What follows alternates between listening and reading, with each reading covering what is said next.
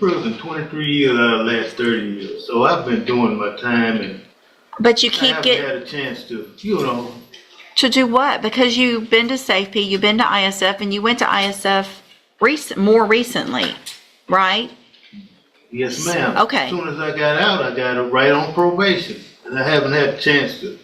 You got right on probation. You didn't. Yes, ma'am. You tested. Go to Beaumont, which You I'm tested from, positive for cocaine Yes, after I all of understand. this time, and all the different things that have been given to you, and the opportunity that I gave you back in January of last year. You pled open, just open to me. I could have done anything. Yes. I could have sent you to prison for 20 years, 10 years, and I gave you an opportunity.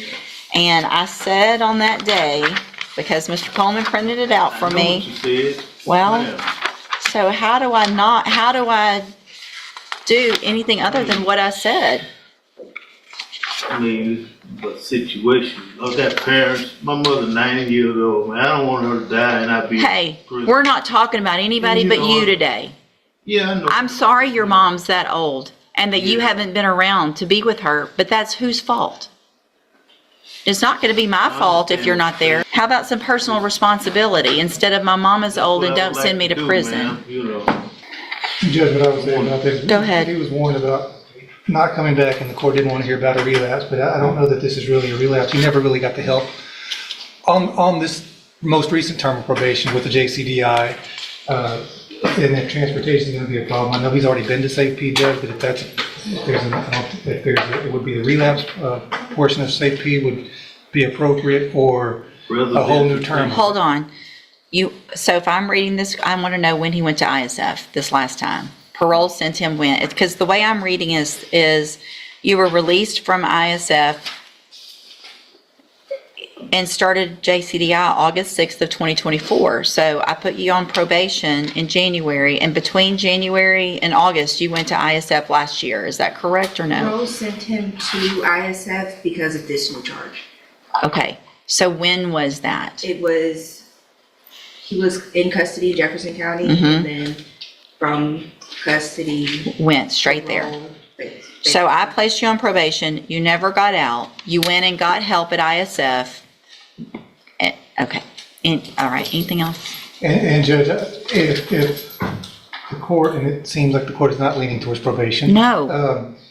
No. I would point out, we understand the range of punishment is up to 20 years, but the bottom line of that range is 2 to 20. And I still haven't done anything yet. So your response and how you act right now is going to go into what I do. I understand the legislation makes it possible to go all the way up to 20, but it also makes it possible to go down as low as 2. I think we have to look at each case for the facts, and the underlying offense was a theft at the Dollar General, I think, or Family Dollar. I think it was about $100 worth of merchandise.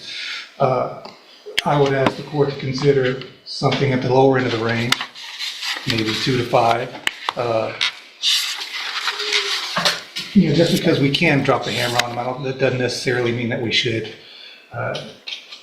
And that's what we're asking the court to do. Probation is not going to be an option. Thank you. Mr. Coleman. I'll keep it brief. The defendant has earned every bit of a 15-year sentence in prison. That's what I asked for originally. You placed on deferred. That's what I'm asking for today. 3 things I'd like to quickly point out, Your Honor. Looking at the defendant's version in the updated PSI, he says that when he was placed on in the JCDI program, that he believes it was an attempt to set him up for failure, demonstrating a lack of acceptance of his own responsibility. The resources and time that have been dedicated to this defendant, limited resources, mind you, could have been redirected to someone who is more amenable to being rehabilitated. Lastly, you got his full criminal history there in the original PSI. And I provided you with the transcript from the sentencing just to remind the court. I know you see a lot of defendants, but just to remind the court that you essentially told him up front this was essentially a zero tolerance probation. And I do appreciate that because I do see a lot and I don't remember it all. But Mr. Taylor, do you have anything you want to say? Yes, ma'am. Been through a lot of things in my life. People dying in my family and other things, drugs. But I think that I could do better if I had a chance, proper opportunity, ma'am. And I Mr. did a lot of time, I done my Yeah, I time. You I have. You've don't done. think just putting me in prison I think I need a But chance, I really well, do.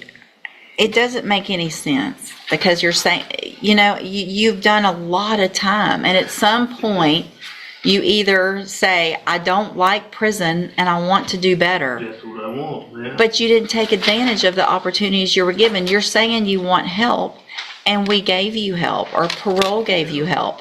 So you didn't even get out on my probation yet. You had ISF, a reminder of the tools that you had a long time ago. You had those things, and you got out, and you didn't take advantage of the opportunity that I told you. You better take advantage of it because you're not going to get it again. You're saying the same things that you said. Please just give me another chance. I'm going to do better. Please send me to ISF or a safety.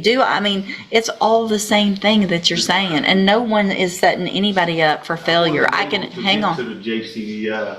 I had back surgery. So what you're telling me is when did you have back surgery? 8 years ago. Okay. But they only did half. Part Listen. of my back. Listen. I'm not making excuses. If you're throwing out to me that you had back surgery 8 years ago, then you are digging for everything you possibly can, and we're done with all that. I'm going to find that you previously entered your pleas are true to counts 1 through 6 freely and voluntarily. I'm going to find those counts true. I'm going to find sufficient evidence to find you guilty, and at this time, find you guilty of theft of property with previous convictions. I'm going to sentence you to a term of 12 years in the Institutional Division of the Texas Department of Corrections. You will receive credit on that sentence for any time that you've been in custody that the law gives you the right to receive. I'm going to hand you trial court certification that shows this was not an agreement. You do have some limited rights to appeal. You can talk to Mr. Rojas about that. I'm also going to hand you a written admonishment regarding your ineligibility to possess a firearm or ammunition. Because of the judgment entered against you, you're ineligible under Texas law to possess a firearm or ammunition. Possession of a firearm or ammunition could lead to charges against you. Firearm is a legal term, and you should read the written admonishment I provide you to see what devices qualify as a firearm. If you have any questions about the laws that make you ineligible to possess a firearm or ammunition, or about how long that lasts, you can talk to Mr. Rojas. Y'all need to sign that, and he'll give you a copy of it. Thank you. Thank you, ma'am, for being here.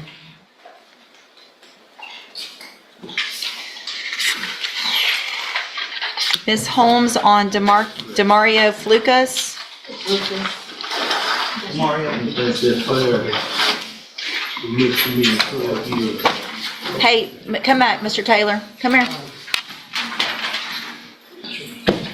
Let me tell you something. I still have jurisdiction over your case. So any disrespect that you show me right now, I can add years to that number. Is that what you would like to do? I do think it's fair. It doesn't matter that it's a misdemeanor. You keep doing it over and over. Go back with the bailiff. And you probably should keep your mouth shut this time. This hearing begins with a defendant begging for one more chance after spending 23 of the last 30 years behind bars.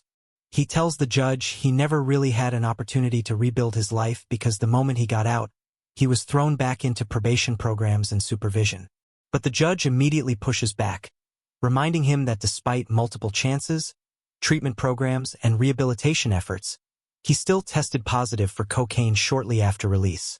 The courtroom tension rises as the judge recalls how she previously gave him a massive break by placing him on probation instead of sending him to prison for up to 20 years. She makes it painfully clear that the warning she gave him back then was serious, and now he's standing in front of her having violated almost every expectation the court placed on him. The defense attorney tries desperately to soften the situation, arguing that this wasn't simply a reckless violation but part of a long struggle with addiction, prison institutionalization, and lack of support after release. He points out that the original offense involved a relatively small theft case, and asks the court to consider a sentence near the minimum range instead of dropping the hammer on a man who has spent most of his adult life incarcerated. But the prosecution sees it very differently. Prosecutors argue that the defendant has repeatedly wasted opportunities that many others never receive. They highlight his long criminal history, repeated treatment failures, and what they describe as his refusal to take personal responsibility. Even the updated probation report, according to the prosecutor, shows him blaming the system instead of accepting accountability for his own choices. When the defendant finally speaks for himself, his words reveal exhaustion, regret, and desperation. He talks about family deaths, addiction, prison, and wanting another opportunity to prove he can change. But every explanation seems to deepen the judge's frustration. She reminds him that he already had opportunities, SafeP, ISF, probation supervision, and treatment resources, yet every single time he returned to the same behavior. The emotional turning point comes when he begins reaching for more excuses, even mentioning back surgery from 8 years earlier, causing the judge to abruptly cut him off. At that moment, the court decides enough is enough. The judge formally revokes probation and sentences him to 12 years in the Texas Department of Corrections. But even after sentencing, the drama isn't over. As the defendant walks away visibly upset, the judge calls him back one final time and warns him that any disrespect in that courtroom could still add even more years to his sentence. The hearing closes with a powerful reminder that for repeat offenders, courts eventually stop listening to promises and start focusing entirely on patterns of behavior.